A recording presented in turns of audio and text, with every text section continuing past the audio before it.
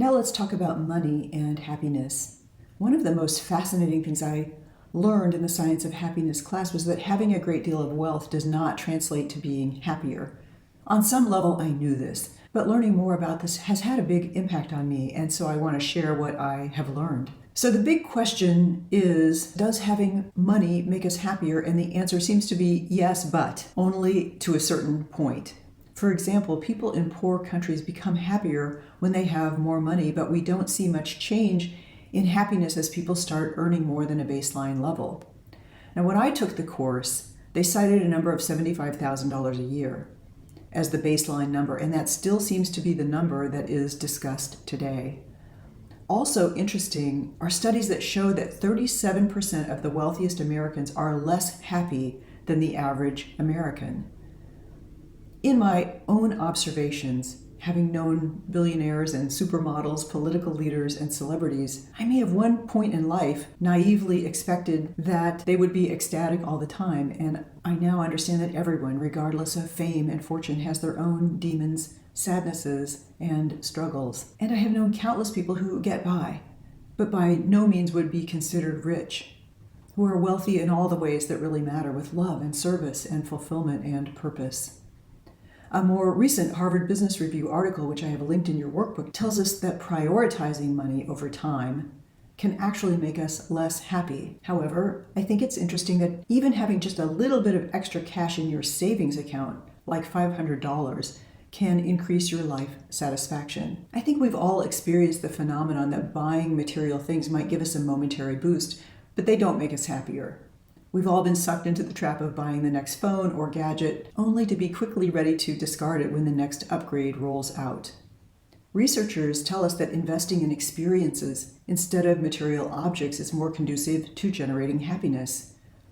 Experiential purchases like trips, concerts, movies, weekends with friends tend to bring more happiness than material purchases. Now, we can't tell if this is true in every culture, because most of the research I've seen on this focuses on what they call weird people. If you haven't heard that term weird in this context, it means they came from Western, educated, industrialized, rich, and democratic societies, predominantly from the United States. So studies like these assess people's happiness as they make real-world purchases during the course of their daily lives. Among this group, studies are clear that experiences provide more in-the-moment happiness than material goods. In addition, experiences gives us boosts as we anticipate the trip or time spent with friends, and we also have the added benefit of memories of the experience.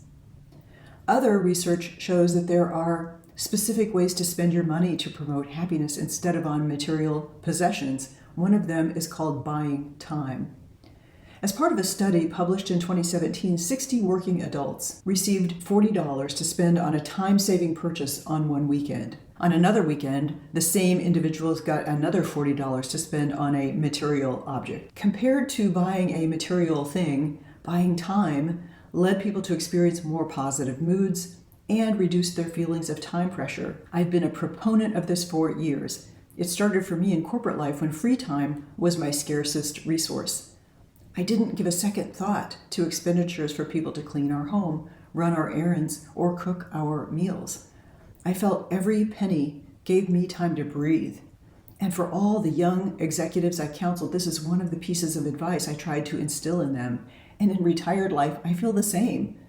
For all the unwanted tasks on my to-do list, I feel more satisfied with my quality of life when I delegate the things I don't like doing. Another investment that often boosts happiness is investing in others. Now, the caveat is that it matters how and why you give. If your gift is given freely instead of being coerced, and it's really something you choose to do, that makes all the difference. It's like our random acts of kindness exercises.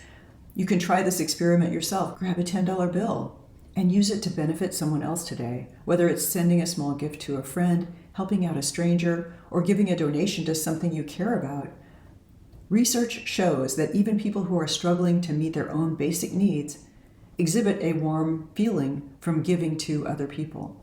So the next time you feel urged to upgrade your phone or buy a new pair of shoes or some new art supplies, you can ask yourself if it will genuinely contribute to your happiness. Then Consider investing instead in experiences, free time for yourself as you delegate a task you don't want to do, or invest in others. And ask yourself if that will contribute to your happiness level. I'll be very interested to hear your reaction to this.